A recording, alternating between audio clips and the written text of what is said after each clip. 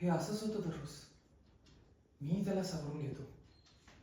ह्या सर्व गोष्टींचं टेन्शन त्याने स्वतःवर घेतलेलं आहे. आता तो ठीक होईल ना? हो, नक्कीच. डॉक्टर बोलले होते ना की त्याला परत त्या झोन मध्ये घेऊन जाऊन तिथून परत घेऊन या, मग तो नक्की बरा होईल.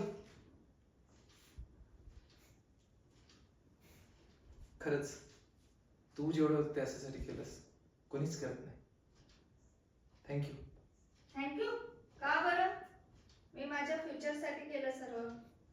जगायला काही वेळा प्रेम पुरेसं नसतं, पण एक खरा प्रयत्न कोणाच्या तरी सुटकेचा क्षण बनू शकतो.